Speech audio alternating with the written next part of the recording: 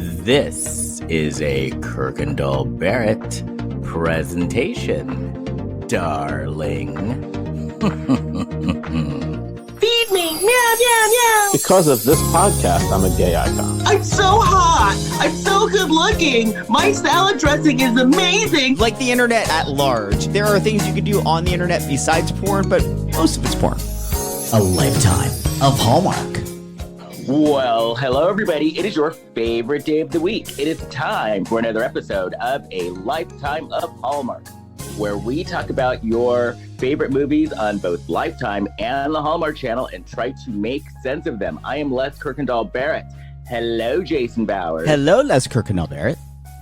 And hello, Kurt Fitzpatrick. Hello, Les Kirkendall Barrett, and hello, Jason Bowers. And I am currently in the Mecca, the homeland of Hallmark movies. I am currently in Vancouver, BC. Woo! Woo! It's like Hallmark Hollywood. Are you there just passing out your cards saying, come on the podcast, come on the podcast? Right. Oh, no, I'm going to shout the podcast out because I'm here doing my show, The Real Black Swan, Confession of America's First Black Drag Queen, VancouverFringe.com. But anyway, I'm going to shout the podcast out at the end of every show.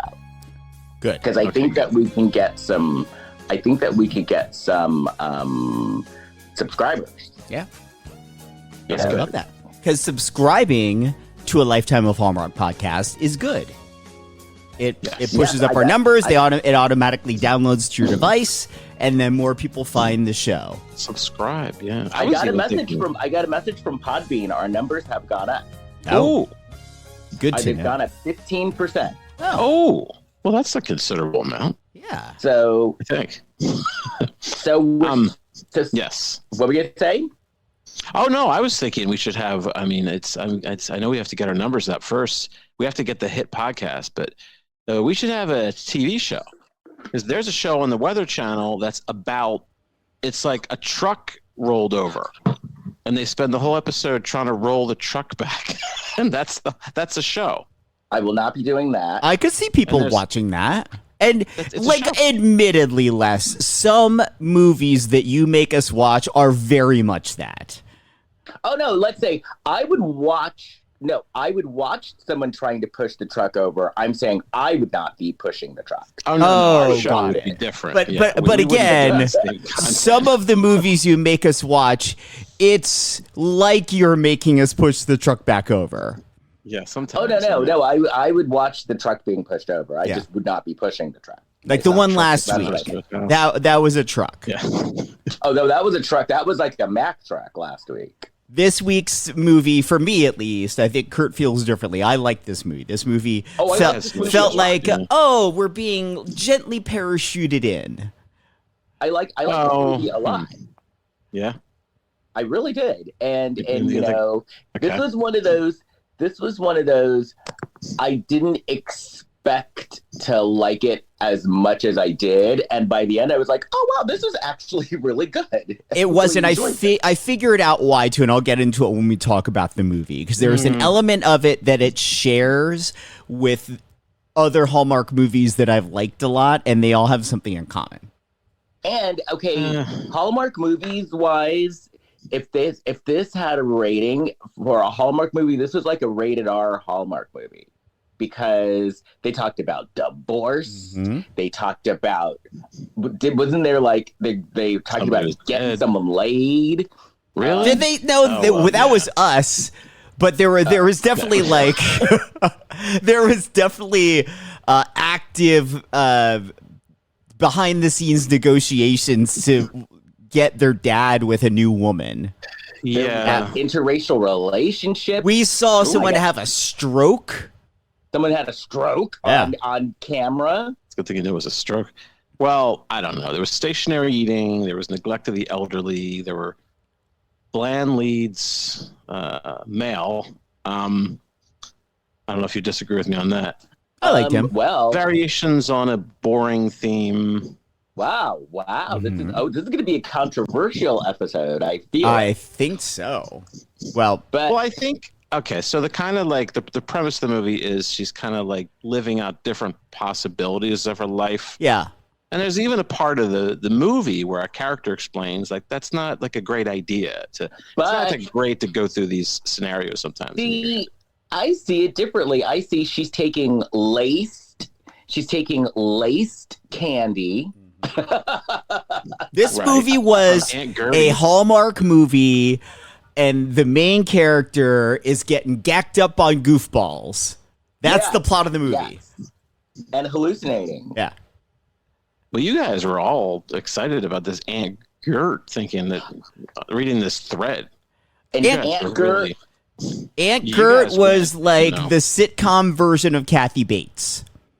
Yes, with a splash of Blanche Devereaux. Yeah, like if Kathy Bates were to ever do a sitcom, she could play Aunt Gert. She's done a sitcom. Remember that show she did on Netflix, that Chuck Lorre show? Oh, I forgot that she did that. Yeah. How's he pronounce his name? Yeah, that show was bad. But Aunt Gert would be the one giving you shot. You'd be 17 and Aunt Gert would be the one sneaking you shot. Aunt Gert and I are going in a corner and doing black tar heroin together. Oh, totally. And then Aunt Gert would teach you a thing or two about doing it. I don't recommend that. Yeah, you guys you got excited about this Aunt Gert. I loved Aunt Gert. Wild stuff. I love Aunt Gert. I love her so much. I would totally hang out. Because Aunt Gert is the reason this wasn't a boring fucking movie. Aunt Gert would go with us to Revolver. She wasn't in the screen the whole time. Aunt Gert probably would have taken us to Revolver for our first time. Oh, totally. And Aunt Gert would have taken us to Revolver for our first time and made it rain with all the go-go dancers. Oh, yeah. Yeah. And we'd walk in and all the go-go dancers would be like, "Hey, Gert. Hey, Aunt Gert. You're back." Like they'd all know her. Oh, yeah. Gert. Yes. All right. But before we talk about Aunt Gert, there's someone else who I bet if we went to Revolver would make it rain. Kurt, do you have any Blac Chyna news? Doing a piece of China. China. I'm talking China. The Blac Chyna Report. Here's Kurt Fitzpatrick. Okay, this is from sportskita.com. Well, that's a new news source for us. Okay, well, this is a recent story. This is September 1st of this year, 2024. Blac Chyna shared an update on the removal of her baphomet tattoo. There'll be a little more explanation as to what that is.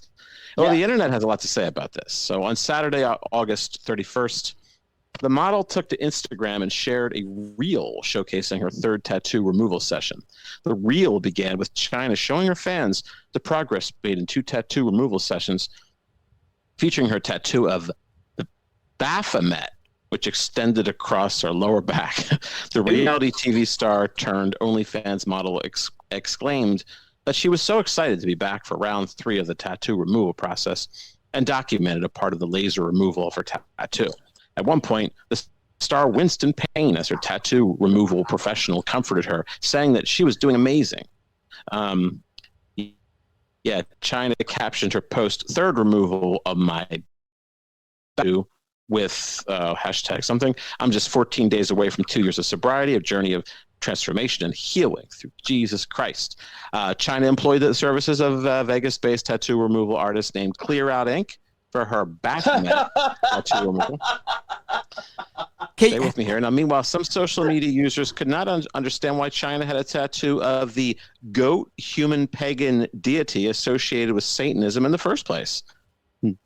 Netizens, so I guess those are people on the net, took to the comment section of Instagram page No Jumper to share their thoughts. An Instagram user who went by hashtag MBFSaint remarked, "She wildin' for having that in the first place." Similar reactions followed as a plethora of social media users could not understand why Chyna initially got the tattoo. However, many social media users also congratulated the star on getting that tattoo removed and wished her well in her transformative journey. People said things such as, what fixed her to get that anyway? And TF she even have it for, wild as hell. But then people also said, proud of your growth, keep growing. And glad you're removing that beast. No weapon formed against you shall prosper. So that's cool. And she says, I'm releasing all negative energy that's holding me back. She first said she was going to get rid of it last March. Now she did it, and it's done. No more baphomet. And I see there's a picture of it. I see, and yeah, it's like a devil with a chest, like a well-defined chest, and a horse head, and like and he looks very active. It's very awake. How do you spell Baphomet? I want to look it up and see if he looks like he's very awake. That's basically it. How do you spell that, Kurt? Baphomet. Let's take a look. I just put it down. Oh, it's B as in Blac Chyna. A P O. No, I'm sorry. BAPHOMET. Oh, N like Nancy or OGLE. You'll get that. All right, I'm looking. Google. GOOGLE. Google. All right. Oh, I think Baphomet. But it's a PH. Let's see this thing. It's a devil. Okay, yeah. It's got like webbed wings, or there's something webbed on its head. Okay. And like that, yeah, like a horse head. Yeah. He's got like a horse head, and he's got the pentagon, or what's it called? Pentagram. I almost picture there to be some sort of logo in there, like a sponsorship logo, and that's why she got it in the first place. By the way, did you notice the very, very, very sly way they gave a plug to the tattoo removal place that she was having this done? So she's therefore probably getting it done on trade. Yeah. Yeah. All right. And that article was written by Aaron Anthony. So give him credit. And that's my thing. I want to get a tattoo, but my fear is one day I'll want to get it removed. And I hear that tattoo removal is painful. It takes so many, like the tattoo, you get it on in 1 or 2 sessions. The removal is like 25. Yeah. Oh, yeah. I'd like to get one too, but yeah. I hear it's painful. I want to get a tattoo of Aunt Gert. Aunt Gert, yes. Yeah, and that's holding lemon drops. Yeah.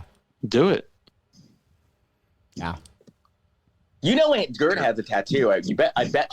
Aunt Gert has a tramp stamp. Oh, totally. Really into Aunt Gert. Yeah. It's probably of a lemon tree. And then I bet she has cherries on her ankle. Or elsewhere. Against Aunt Gert, but I'm just not as excited about her. Maybe I'll change my mind. I see, Kurt. Well, she thought she was old at one point. It's like she doesn't look that old. I think she was like age shaming herself. Well, maybe, I think she's trying to be a relatable character in a Hallmark movie to the active seniors that watch the channel but still have spending power. Right. And may also want to get a tramp stamp of a lemon tree on their backs. And Gert's working an angle. Yeah. Right. Well, let's get into this. Yeah. All right. Magic lemon drops. So I can say up front what it was that this had in common with other Hallmark movies I ended up liking a lot. And it had this magical element to it, or this little bit of fantasy to it, because Hallmark movies in general are they're rather cookie cutter. I think they would even kind of admit it. And anytime you get to step just a little bit outside the formula of a Hallmark movie, and since they're kind of a fantasy anyway, to lean into the fact that it's a fantasy and get to play with that, it makes the movies so much more fun to watch. Uh-huh. Like I liked the Shoe Addict's Christmas. I liked that one with the carousel where they travel through time. Like, stuff that isn't fully rooted in reality, except nothing about it is real, I have a hard time with. Whereas this is like, no, we know we're not rooted in reality. So, right. So I forgive the other insane things that happen in their day-to-day. Right. I agree. All right. I agree 100%. So we start off, we We have a jukebox. It's playing old music. By the way, do you guys, the star of this movie, do you know probably the role she's most recognizable from? What? She was Ted Mosby's daughter in the year 2030 on How I Met Your Mother. Oh. You know, they would do the flashbacks with his teenage kids. Like, she started on that show when she was an actual teenager as one of Ted's kids. So she was like a recurring character throughout the years of the show. Oh, wow. So she's grown up. Yeah. I never watched that show. I don't think we've ever seen her on a Hallmark movie before. I'm not sure. I do think she's done a few. Les, she's also from the soap world. She was on Young and the Restless back in the day. Oh. Bling, bling, bling, bling, bling. So I wrote here, they showed pies, and I wrote there are pies for Kurt. Mm-hmm. And then I wrote this is centered on a diner, and I like diner food. Oh, I like that too. Yeah. What did you guys think of the name of this diner? Well, what was the name? The name of the diner, this diner that's been around for 60-some years, the name of the diner in this movie was called Eatery. Oh. Look, get straight to the point. Yeah. Oh. Eatery. They may as well just call themselves food vendor. Right. Mm-hmm. Diner. Could have just called themselves that. Yeah. Place where you eat. Mm-hmm. Well, I guess there's not. You know, you get what you expect when you go in. Nobody can sue. Seating and food. So I wrote that there's a woman who is very busy in the kitchen, and I'm glad that she was very busy because our last few Hallmark movies, the star was not very busy and the movies were not very good. So I thought it was a good sign that she was very busy. Mm-hmm. She's making avocado toast, and which I would like. And she was making avocado toast on German bread, which sounds very good. I think so. She wants to include it on the menu. Her dad says no. He's grouchy. But we find out that she was doing something with Mom's recipe, and we also find out that Mom is no longer with us. No, sorry. So then I skipped off my soundboard. I missed it. We see Aunt Gert. Oh, sorry. There you go. I didn't hear it, but I was there in spirit. Yeah. So is Haley Joel. So Dad says no, and then I wrote Aunt Gert shows up, and she's a sexy old lady who says things like "Gadzooks."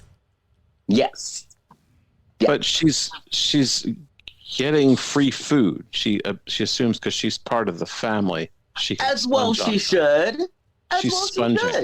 I would like at first I would have agreed with Kurt, but now that I've seen the entire movie, the diner is from the dead mom's side of the family. So technically, Aunt Gert should really have more of a claim to that diner than the dad in this movie should. Yes. And plus, it's breakfast food, so it's not like she's like eating like expensive stuff. Like how much does it cost to make an omelet? Really? Come on. A lot. And it could have been the mother who started the whole thing, and Aunt Gert. No, it was their parents. Yeah. Damn. Yeah. I'll tell you, you really have your documents lined up. Look, I've got the receipts about Hallmark's magic lemon drops. Don't say anything bad about Aunt Gert. It's like I'm under trial. No, look, Aunt Gert has lived a life. I'm sure there's some people that have beef with Aunt Gert. Like, Aunt Gert has been in a bar fight. Oh, she has. Aunt Gert was like dancing on the bar, and some guy's like, "Get off the bar!" Yeah, Aunt Gert has went through a phase in her life where she carried a shank. Yep. Oh. Yep. Yeah. And I bet Aunt Gert has had a girlfriend or two. Oh yeah, yeah.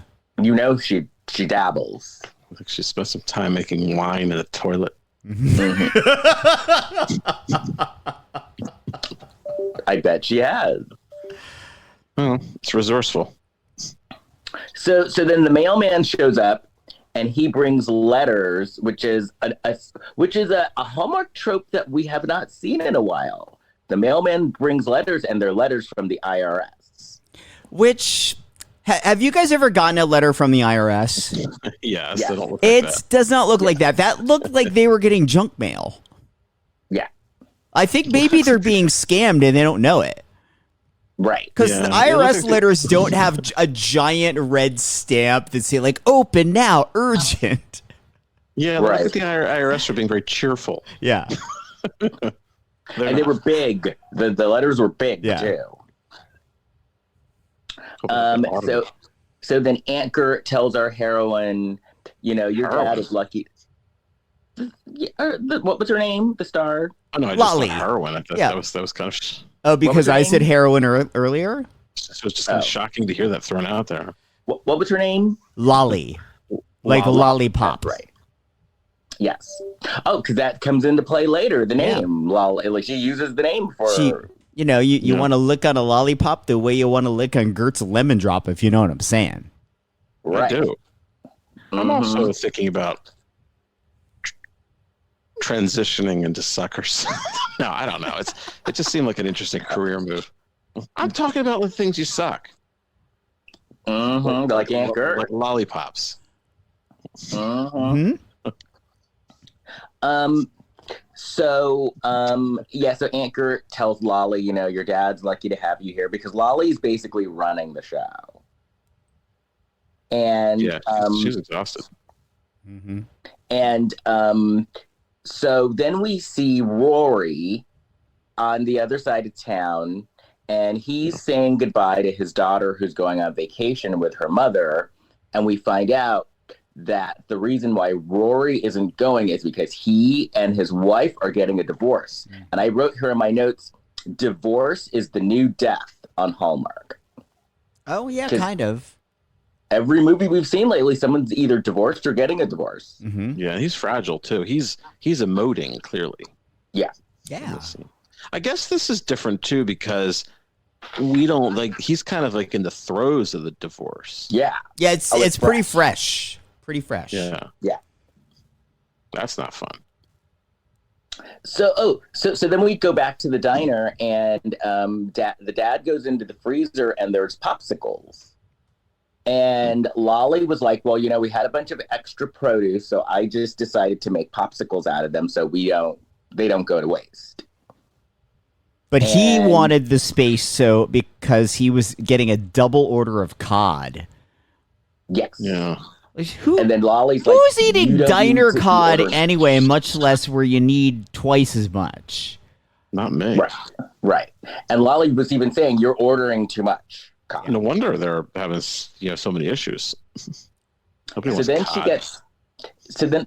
so then Lolly gets text from her sister about cleaning up the attic. By the way, this is all centered in Minnesota. Oh, I was because- wondering where that was. Okay. Yeah, it was Minnesota. Oh, Gert did have a bit of an accent too. And they were talking about, because I go to Minnesota a lot for work, and I've been working out of Minnesota for probably like 25 years. So I knew a lot of the references. Like they were talking about going to the Boundary Waters, which is up in northern Minnesota. And they were just dropping all these Minnesota references. Did it look like they actually filmed it there? Actually, it did. Like small town Minnesota. Yeah, I got the totally. impression that it wasn't filmed in Canada. It didn't feel Canadian. No, I it think definitely was. looked like small town Minnesota. No, I think I saw some Canadian in the end credits. Oh, okay. So Rory is driving to Minnesota to see his parents, Who are both alive.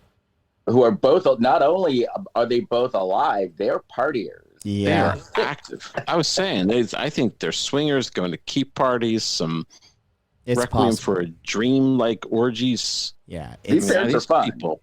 like his parents are fostering this dog, and there's Hallmark, that's one of the things they'll do is they'll have some sort of mini message in the movie, so it'd either be about fostering or about the need for libraries or something like that. So this one was about fostering pets. They kept talking about fostering, but they're fostering this dog. They're never around. They're always leaving the dog with Rory. Irresponsible. Well, they're going out for drinks and things. So they should foster a cat. Leave a kitty litter box, and that's it. Or bring the dog to the sex dungeon. Right. Yeah, these people are... Oh, they have one. Well, they're going to one. They probably have one. Fired up. These two people are keeping Craigslist alive.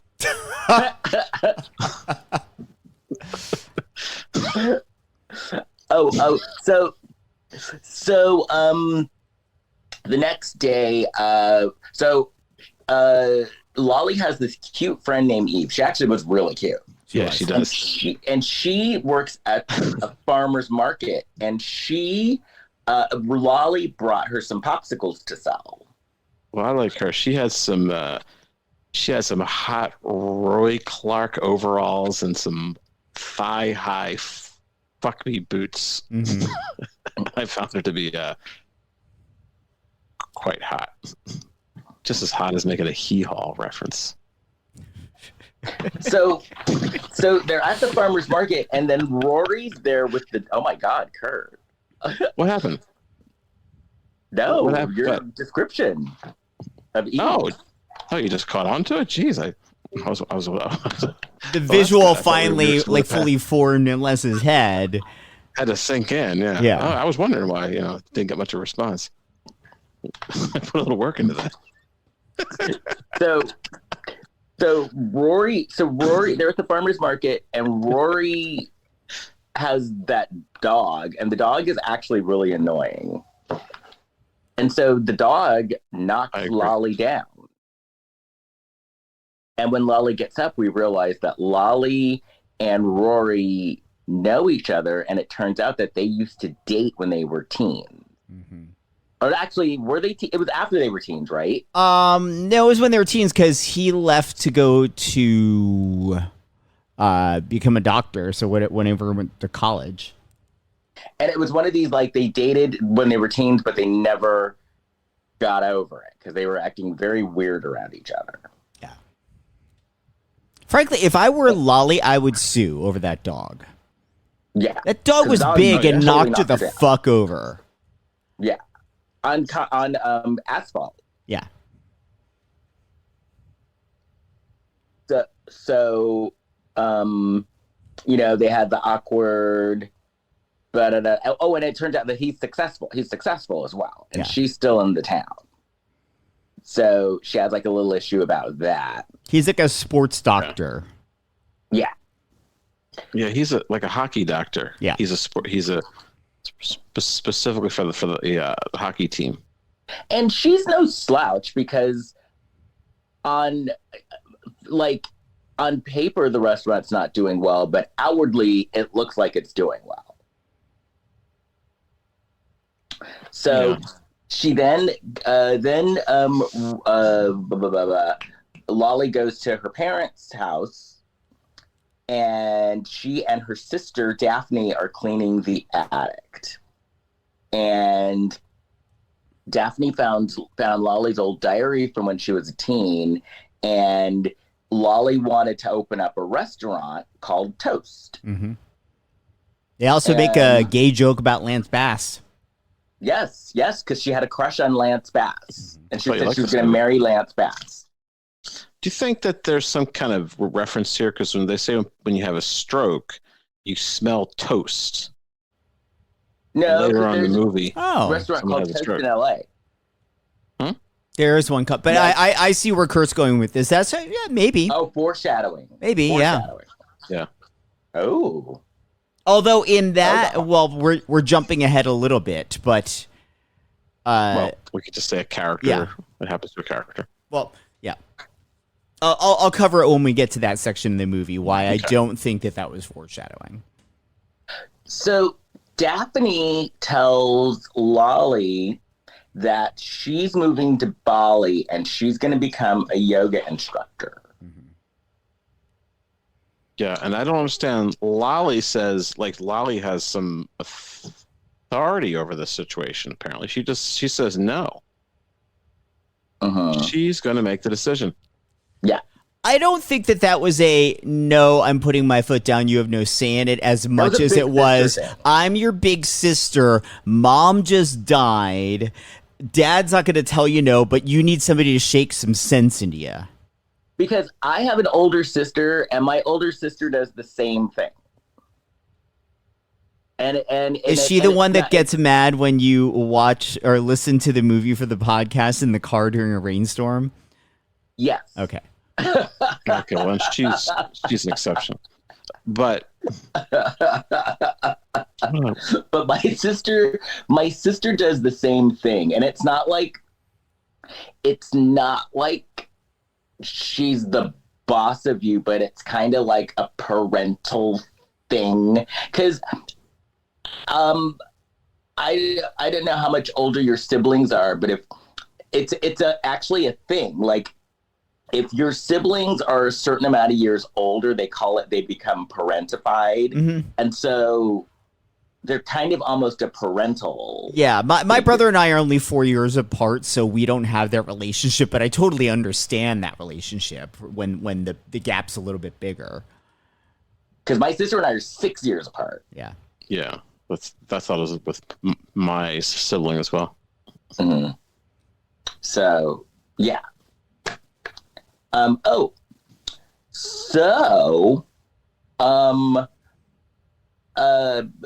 So they're talking about the aunt. The aunt all of a sudden. Oh, I'm sorry. Yeah, no. At that point, I think like a light comes up. The aunt's there. Like she's like it's that Hulu show that our friend was on. It was from a couple weeks ago. Living the Dead, or whatever it's called. Ken's show, living. Yeah, that's what it was like. For the dead. Well, Gert was in the corner touching herself. Who was? Gert, Aunt Gert. Gert. Oh, Gert. I thought you said Kurt. Well, you might have been too. I don't know. You're claiming it out like this movie, but I don't know. To get a little defensive. Yeah, just a little bit. Okay, let's move on.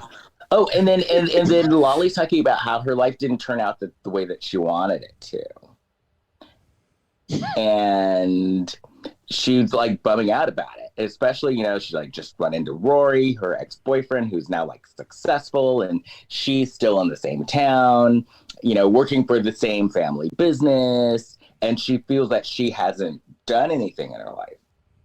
And so I get that Gert's cool, but what's she doing there? Does she have her own place?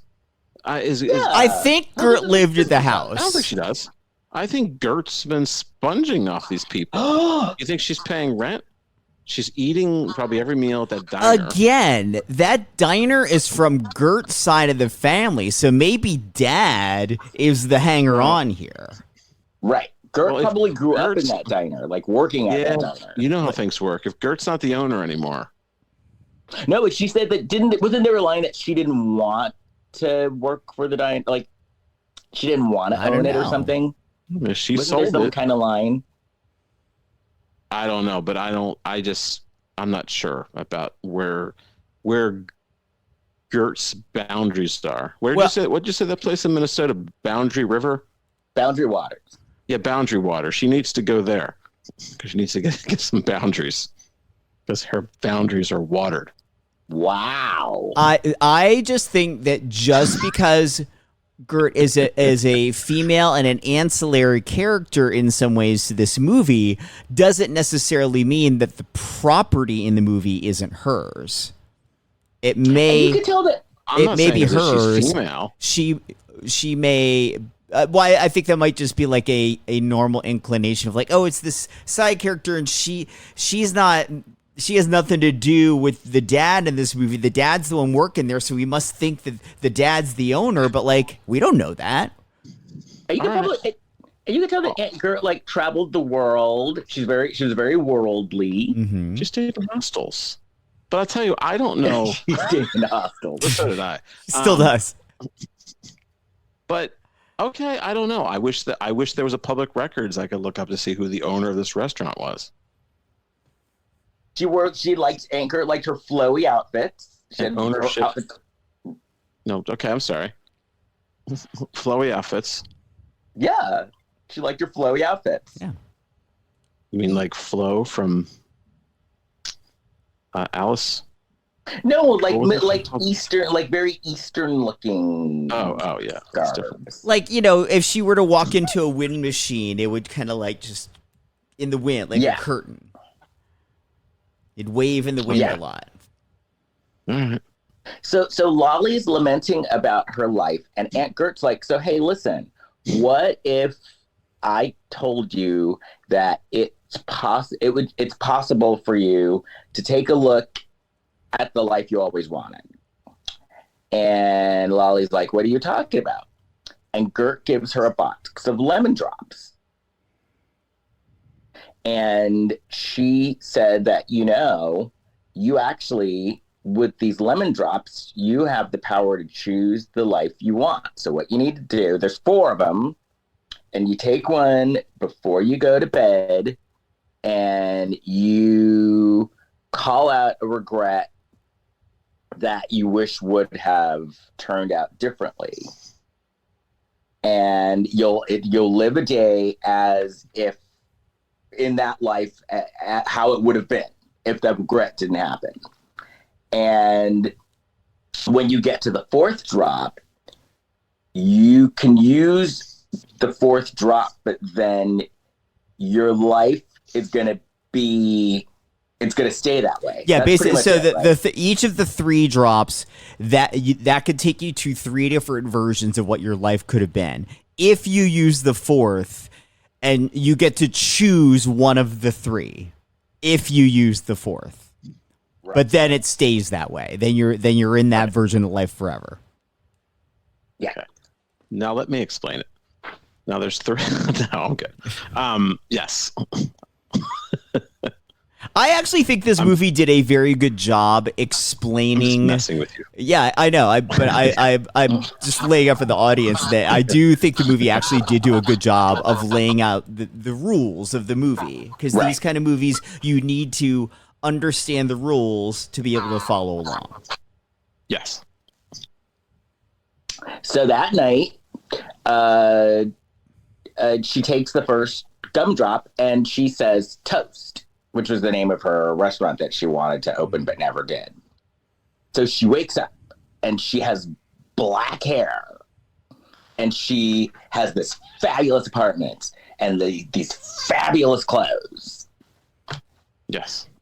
And she gets a phone call from one of her employees, and the employee's like, oh my God, you need to get here because the Michelin star people are coming and you're up for your 2nd Michelin star. And the avocado toast that she was experimenting with at the diner turns out to be like this fabulous thing. And that's what toast is known for, is it's avocado toast. Mm-hmm. And she gets to toast. Toast is also fabulous, and it's packed. And they keep commenting on how slow it is. And like India, the manager is apologizing. Like, I promise we'll get it busier. Just showing like what a hot spot this place is. It's very urban. Like this isn't in the same area. She was in New York City, right? Okay. Yeah. Wow. Yeah. How'd she pull that off? Dude, magic of lemon drop. And then there's like an angry chef. The chef is very angry. Oh yeah, I have a question about that. Mm-hmm. Do chefs really have that much power? Do we know? I think if they're like a star chef. Yeah, if they're a star chef, A, and B, if it's a busy time at the establishment and the chef's like, fuck you, I'm walking, that's power in any job. Yeah. Okay. Yeah, but then they might not have a job. They would have to be like, But this chef, I got the impression, was big enough where they would have no problem getting a job somewhere else. Right. Chef was putting up a shit. I will say that there is some truth to this, because sometimes you really want something, you say, oh, I really want something, and then you get it, and you're like, oh my God, this is a big pain in the ass. Or Yeah, or like, yeah. oh, Be careful what you Jesus. wish for. Wish the I whole didn't thing. get to do that. Wish I didn't do this. Yeah.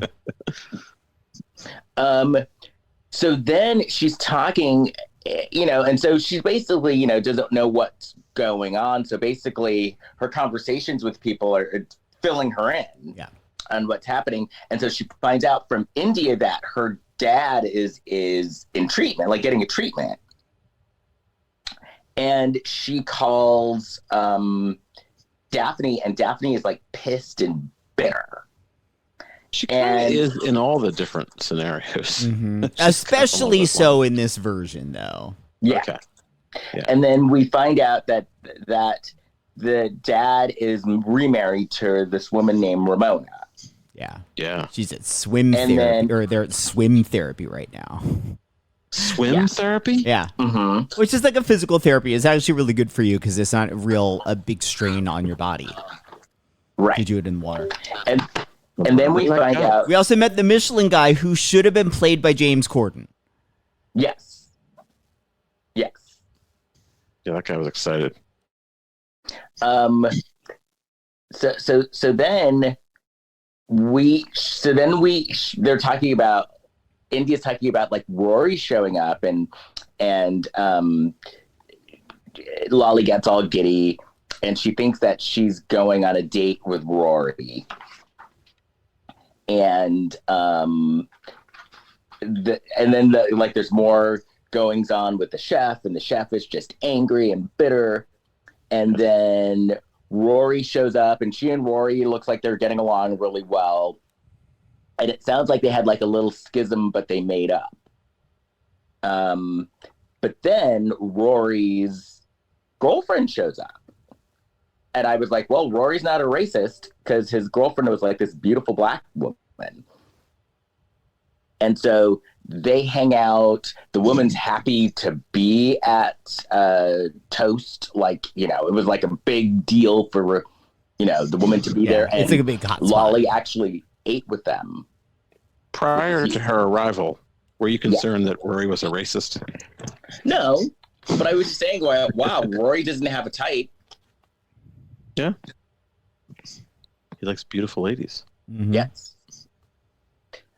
But then after hours, Lolly's alone, and she's going through the bills. IRS again.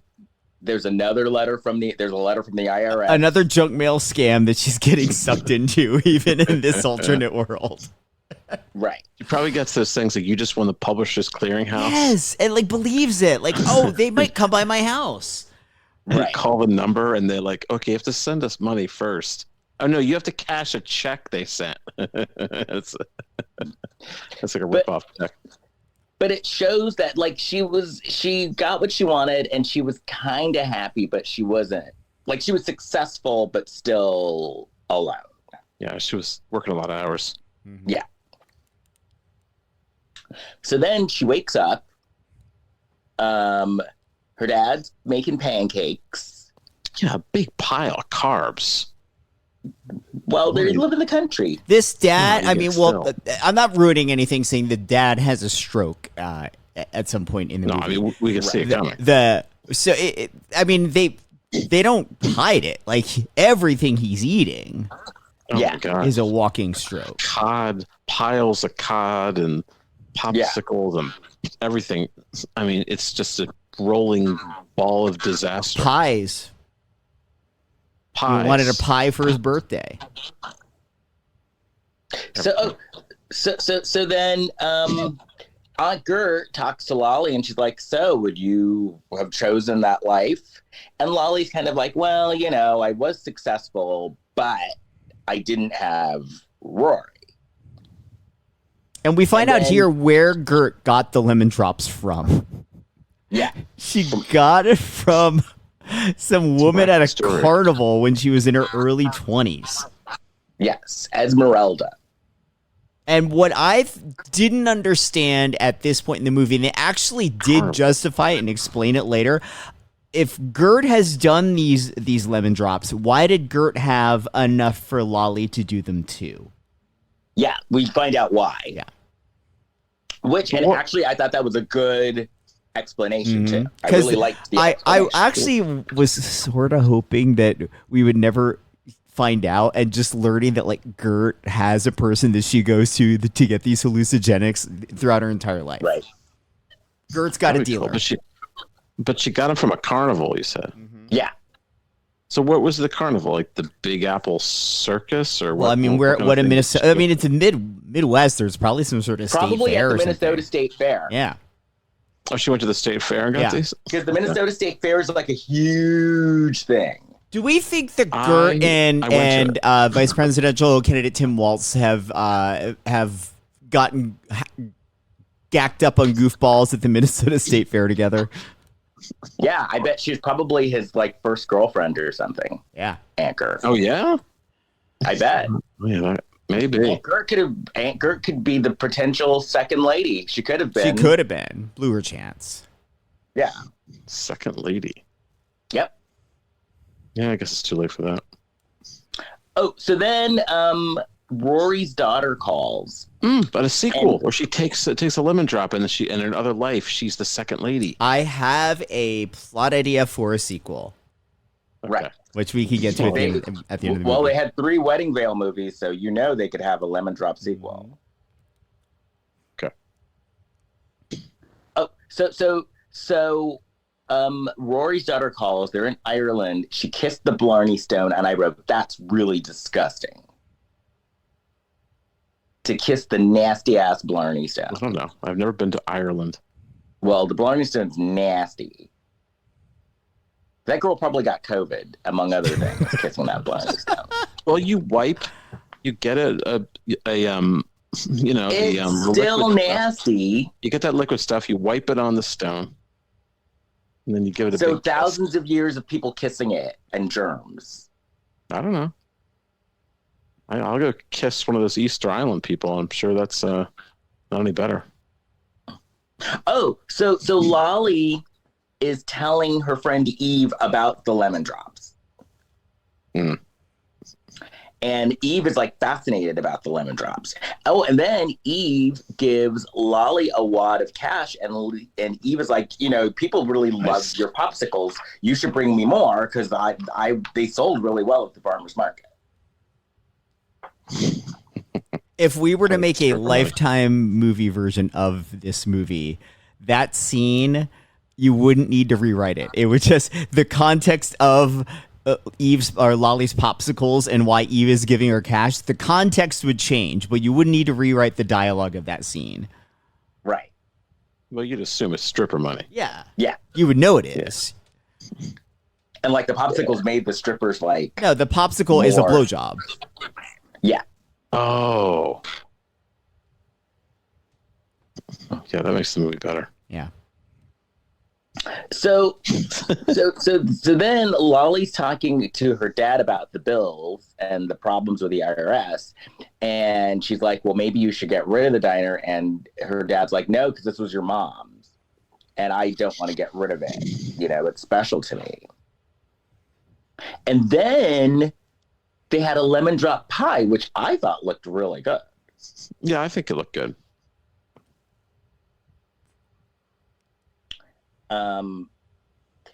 So then she texts Rory, and she's at the lake with Rory. Now, what was their conversation at the lake?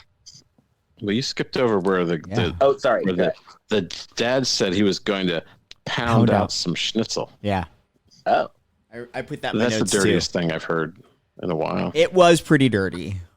Mm-hmm. I mean, Jesus. We got pounded out. Don't say what I'm thinking.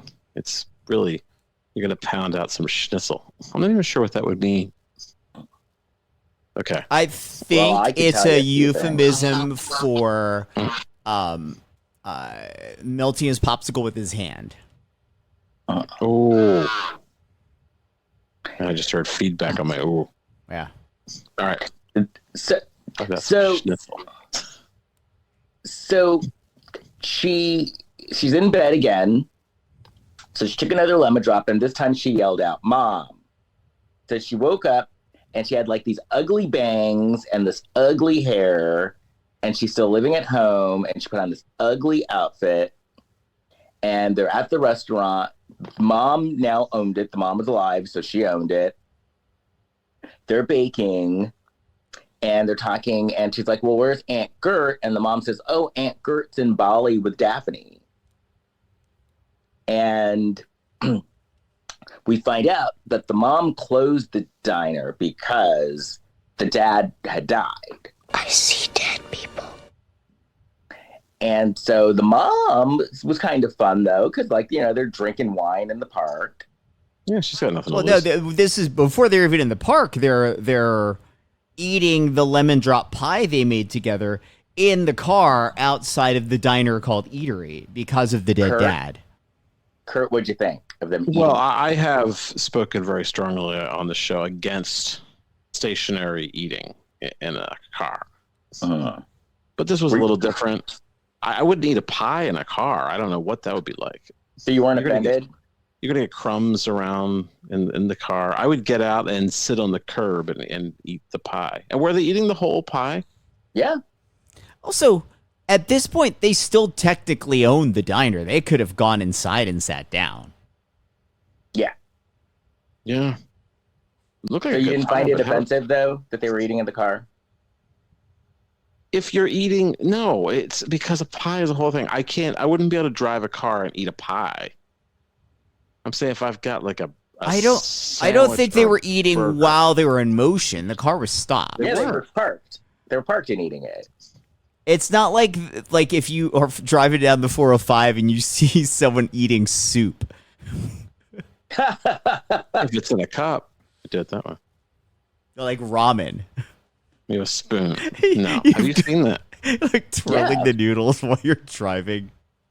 I've seen people eating out of bowls on the 405 before. Admittedly, many years ago, I've definitely eaten Panda Express while in motion.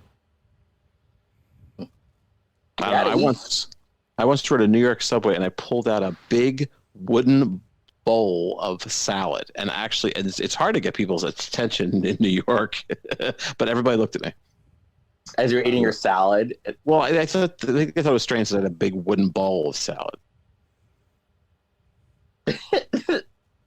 Did you offer I any? didn't mean to get attention. Did I offer it? No, but they were all looking at me like there was something unusual was going on. Rude to not share with the class. Rory showed What? So Rory showed up at the park, and he had no time for her. He didn't even recognize her at first. Nope. Like, who are you? And he had a job working for the Minnesota Twins, which is a huge deal. And she worked for a restaurant company, but her job, like, she was just kind of boring and mousy and. Yeah. It wasn't even a restaurant. It was like a restaurant equipment supply company. Yeah. But then she's talking to her mom, and her mom's like, you know, you should just follow your bliss. And what that means is you should face your life and with honesty. And she told her to get rid of these shoulds and woulds. Yes. So mom had good advice, actually. Yeah. Won't do it. And but because the dad's dead in this scenario, she's obviously not going to stick with this. Right. So she wakes up and she talks to Aunt Gert, and then Aunt Gert's telling her how she used her lemon drops. But then is this where she asks, well, so did you make a choice, or what did you do? And Aunt Gert was kind of cagey about it. Correct. So then she's talking to Eve. She tells Eve about Rory and how Rory was a dick. You dick! You don't have to do it, Kurt. I've got a sound effect here. Cue it up a little bit. And then it's their dad's birthday. Oh, yeah. And so then in this reality, they make yet another lemon drop pie for him. This man's out of control. I hope he's not diabetic on top of everything else. And then Rory shows a picture of his daughter with the worst Photoshop I have ever seen. That Photoshop is really bad. Yeah. I thought you liked this movie. I do, but the Photoshop is bad. But the movie's still good. Then Rory invites Lolly out to walk the dog with him. Oh, we also find out another big thing that I don't think we've seen in a Hallmark movie is we find out that Rory is in therapy. Yes. Oh, well, Dad's also having trouble opening up that pickle jar, and I thought, oh, that's an ominous sign. I just saw something happen in there too. Yeah. So Rory's in therapy. Well, that's good. Yeah. Mental health. It's good. Yeah. Yeah, we like that. So Rory starts bringing up the past, and Lolly's like, no, let's not talk about the past, you know. And they have a nice time. Then Rory is at home with his parents, and the parents are going out again. Yeah, well, they left a note in the fridge. Oh. That they're at some key party. Yeah. They're passing mom around, and they think they invited him to join if he wanted. Damn. They didn't mention the key party, but they did say on the note, like, we're at our friends or whatever, come join if you want. We're with cougars, you can join if you want. They'd like you. Nefarious eyes wide shut function. Oh, so then Rory goes to the diner, and the dad does not look like he's in good shape. No. Like he's having a stroke. Yeah. And not in the pounding out the schnitzel kind of way. But Lolly, meanwhile, has taken a lemon drop, and she yells out, Rory. And so she wakes up. I wanted Gert to slap her to wake her up. I really wanted her to slap her. You wanted to slap her? No, like not in that I didn't like the character. I just love in a movie when they're like trying to get someone to either like out of a coma or whatever, and there's like a hard slap to just bring them to. I wanted them to slap her too. Oh, okay. But is this when she's this is when she's waking up with Rory. Yeah. But like, so she goes to sleep. She wakes up with Rory. They're married. They have 2 kids. They're in love. It's their anniversary. Daphne works for the diner. But Lolly's Pops is a thing. Her popsicles are actually like doing well. Yeah, Eve is there. Yeah. Daphne's still bitter and works at the restaurant. But Rory, instead of being a doctor, which is what he is now like a sales rep, and he has like no motivation. And they've been together for 10 years, but he's not a doctor, and he's just kind of, he's just not motivated. And you could tell she didn't like it. But then while they're at dinner, she hears her name being called, and Aunt Gert wakes her up and tells her that her dad had a stroke. The dad's going to be okay, but they're going to have to temporarily close the diner in the meantime until the dad gets better. And basically, Rory saved the dad's life. Yeah. But I thought it was strange they're in the hospital, and the only person she's talking to is Rory. Like, aren't there any doctors working? Yeah, like the actual doctors on her dad's case. Yeah. Yeah. Uh-huh. But they go see the dad. Yeah. So she thanks Rory, and she's talking to Aunt Gert and telling Aunt Gert that like about that alternative place, but how like Rory really wasn't doing anything. So she's talking to Eve then, and the next thing she's talking to Eve about the popsicles. The popsicles are doing really well, and she decides to call the popsicles lollipops.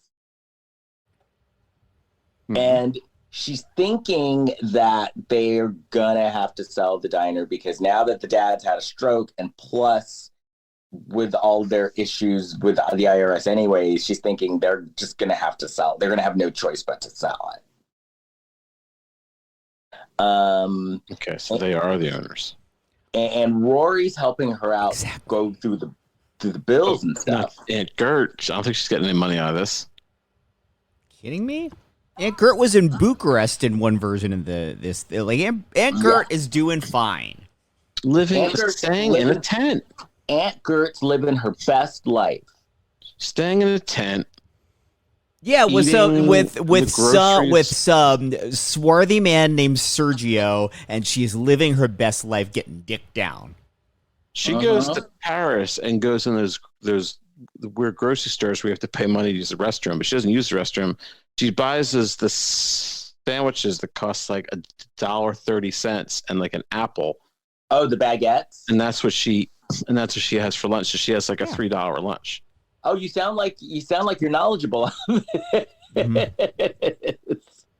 then she stays in a hostel with like 7 other people who are going in and out all night. Figuratively, not literally. Right. Got that right. Yeah. Oh, so Rory is and Lolly are talking, and he tells Lolly that he's going to have to go back to wherever he has been living. No, he like bought a new house or something. He's fake. Yeah, he shows it to her. He says, "Look, I'm buying a house and I'm getting away from you." That was the only plot point in this movie that I'm like, I don't understand why that needs to happen. I don't understand why he needed to figure his life out. Oh boy. Yes, but why did that's how he's gonna why did they both need to move to a new town? It made no sense that they needed to. Yeah. New beginning. Oh, so they're talking. So then Daphne calls, and and Daphne's telling her that they need to get their dad a physical therapist. And Lolly's like, well, is there anybody named Ramona? Check to see if there's someone named Ramona who's a physical therapist. And there was. Yeah. Like, Lolly wants her dad to get some. Yeah. And honest question, do we think the dad and Gert have ever? I was kind of wondering that. Actually. I never thought of that at all. Well, just I like forget our kind of joking around about Aunt Gert throughout this movie, but they've certainly made it clear that they love their dad and they want to see their dad move on, and they're okay and comfortable with their dad moving on. They clearly love their Aunt Gert. Like, would that have been so weird if Aunt Gert and the dad got together? Maybe Aunt Gert met him first. Yeah. Yeah, it would be weird. Maybe that was one of her regrets that she got to think about with the lemon drop. Like, she lived out her life with him. She's like, no, he's going to die of a stroke. No. Right, you're going to have a stroke. I'm not going to deal with that. Yeah, they're not of the same cloth. He's a pie-eating, unhealthy person, and she's at least some hippie wheat germ. Wheat germ. Yeah. Well, she does buy sandwiches and apples when she goes to Paris. But. Wheat germ. So the dad is still sick, but he's getting better, and he wants to go back to cooking, and he wants to get back to the restaurant. And the physical therapist shows up, and her name is Ramona. Yeah. Yeah, and boy, that's the end of Mom.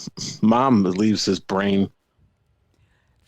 Once Dad agrees, okay, you're right, I need to sell the restaurant, they decide they're going to have a closing party, and the dad makes some sort of reference to serving the cod at the closing party.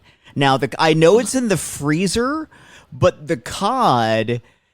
The restaurant's been closed at this point for at least 2 weeks. So the cod has been in the freezer for longer than 2 weeks. Yeah. I think you could probably still eat it, but I think it's good for 6 months, though. I think so. You don't want to keep fish in the freezer for that long. It's going to get freezer burned. I think there might be some health standards against it, but I wouldn't but I would eat stuff that's been frozen for a while. Maybe he'll make like a stew, like a fish stew or something. Oh, that's so disgusting. All I know is no wonder that restaurant was struggling. I know. Exactly. Oh, so then, and also, Lolly has to decide whether or not she's going to eat her last lemon drop. Mm-hmm. Then they're on the lake. She's on the lake with Rory. Rory's leaving at 8 a.m. Lolly tells Rory she's going to miss him. But he's leaving, but she can't go because she's got to stay and help her dad. Also made no sense at all why Rory couldn't be at this party. Right. Like there was there was no even arbitrary deadline as to why he needed to be back for his new house. That could have waited a day. Right. So then they're at the party. Daphne tells Lolly that she did accept the position in Bali. And Daphne thinks that Lolly's gonna yell at her, and Lolly's like, you know what, Daphne, go live your life, have a good time. What about the dad? And also, I may have a reason why he needed that house. It's possible the mother has custody of the kid, and in every 7 hours away, so he wants to be closer. And Maybe. in every life that Lolly went to, Daphne, other than the one where she went to Bali with Aunt Gert, and all of the other lifetimes, she was in the restaurant and she was miserable there. Like, Lolly actually liked being there. Daphne did not. Oh, yeah. Okay, so now she's going to go away. Daphne's, so like, in this way, Daphne's more go, similar to Gert. Yeah. So she's like, go live your life, enjoy your life. Life is short, have a good time. And she tells Daphne to find her bliss. Okay. So then Lolly's talking to Eve, and I think Lolly's making enough from Lolly's Pops that Lolly's Pops is becoming a thing, and it's doing well. And Lolly basically had a passion for cooking, and so Lolly's Pops is actually helping her live out her passion because it's like a good, successful thing. Yeah, she basically said, I get what I wanted out of Toast, which I wanted to create my own thing, but I also wanted to make people happy through food without all the stress. Right. Well, that's what I think. She's kind of creating like a mishmash of these different lives that she saw. Of course. So then she gets a package, and it's from Rory, and Rory sent her a necklace. It's a pendant of a lemon. Yes. Oh. So then Lolly's talking to Aunt Gert, and Lolly, is deciding whether or not to take the 4th lemon drop. Lolly decided not to take it, and Aunt Gert's like, you know what? I didn't take mine either. She's like, I never took the 4th one. And then Aunt Gert tells us, so originally when I got the lemon drops from Esmeralda gave your mother lemon drops too, but your mother was too afraid to take them, and she was happy with her life the way it was. So these lemon drops were actually your mother's lemon drops. Mm-hmm. Which I was really glad they did that, because I was like, the whole movie, I was like, why does Gert have extra lemon drops? It doesn't make any sense why she'd have extra. So it was a really nice way to tie that up. Yeah. And the fact that the mom was happy with her life the way it was, so that's why her mom just never took them. Mm-hmm. So then she tells Lolly, find your bliss.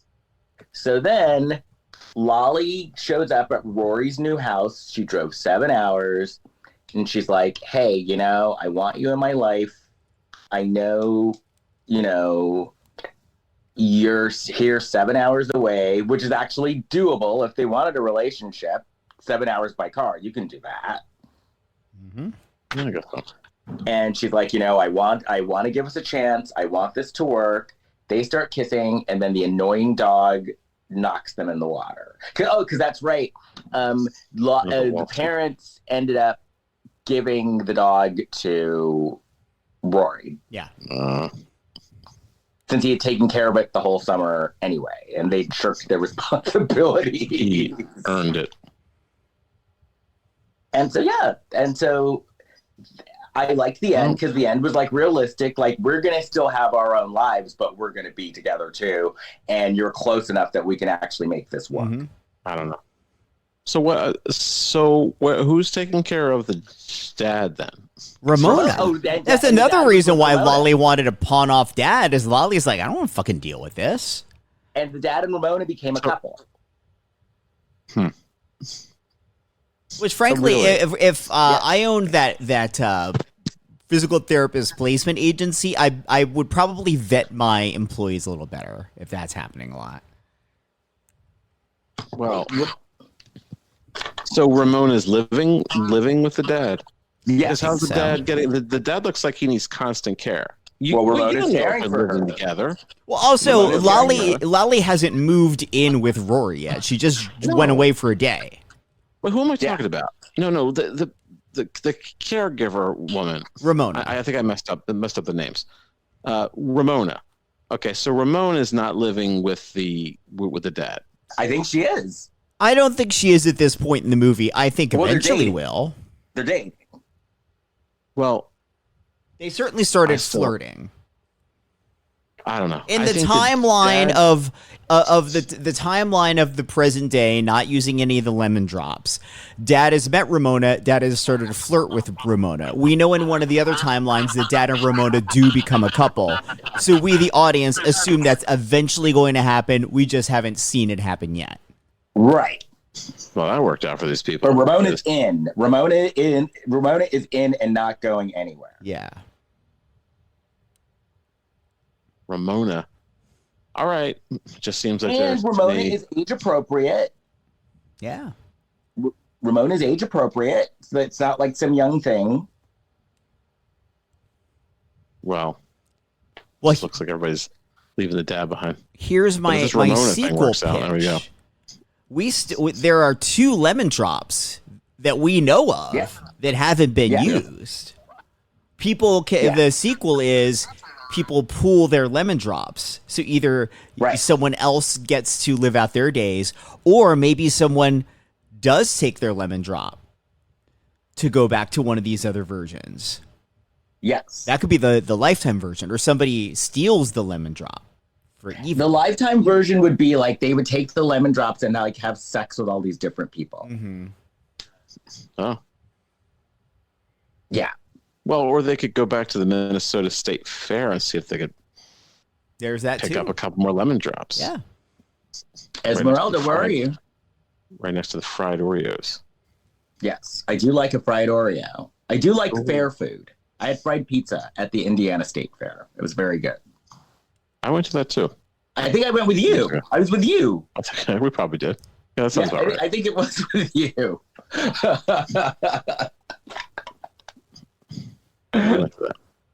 Yeah, there's a picture of all of us there. I remember that. Yeah. Yeah, because I think Martin was there too. I don't remember much about that state fair though. Did we go on rides and stuff? We saw a big giant pig that was like hundreds of pounds. Okay, that sounds familiar. I know I've seen things like that. And I ate fried pizza. That's all I remember is I ate fried pizza. Okay. It's probably a short day. All right. Well, Kurt, did we change your mind on this movie? I don't know. I mean, I do appreciate the sci-fi element, if you want to call it that. Mm-hmm. Yeah, I guess I like the originality of that.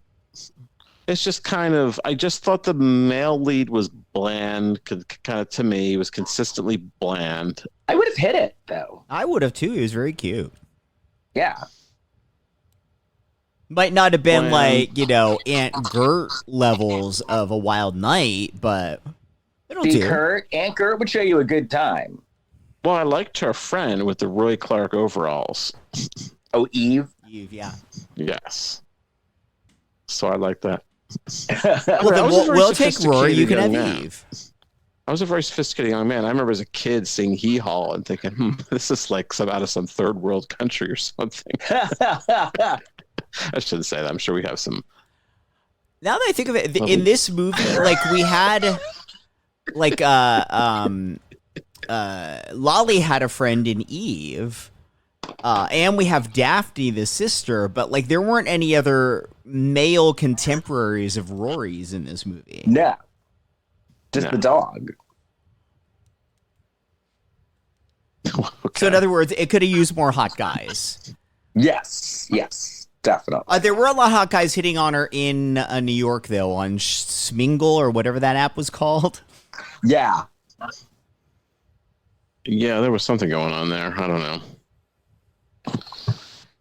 But yeah, I like this movie. This is one of my favorites. Seriously. Yeah. I put it up there too. Yes. It's no shoes, Addicts I don't know, Christmas. I appreciate Good. It was close. I guess I appreciate the originality. I just don't like I said, male lead bland. The shoulda, coulda, woulda kind of thing. I'm not a big fan of the road, going down that road. Because you don't know. You could play that game with yourself. Well, I think that's ultimately the takeaway of the movie, or what they're trying to have be the takeaway is, you know, even if you get to see these other versions of your life, ultimately you're on the path that you're on, and you can't really change, you know, you can only change that by your actions in the now and not by thinking about what you've done in the past. And, you know, she did go, and they weren't what they were cracked up to be. There was every life that she went to, she got what she wanted, but there was some sort of sacrifice. Mm-hmm. Like, you know, one, her dad was not alive. Yeah. One, she had Rory, but her life was lame and he had no ambition. Yeah, give and take. One, her mom was alive, but Rory was a dick and her dad was dead. So, you know, it was always something. And Aunt Gert making her own clothes out of seaweed and going to museums on the one evening during the month when it's free. And how dare you? She probably goes to like events, like industry events, and eats the hors d'oeuvres and doesn't talk to people. I feel like you're projecting, Kurt. No, I've never worn anything made out of seaweed.